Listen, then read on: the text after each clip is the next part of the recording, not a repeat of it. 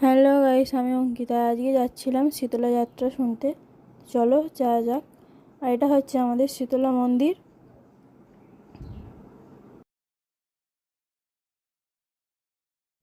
আর এইখানে যে শীতলা যাত্রা হচ্ছিল, এটা মহারানী।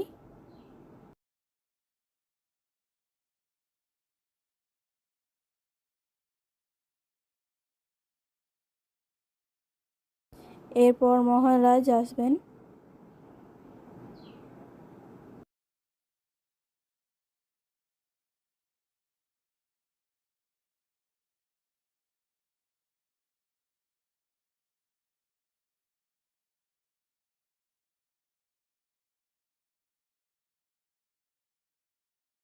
ওই দেখো, ওখানে দাঁড়িয়ে আছে মহারাজ। উনি আসবেন এইবার।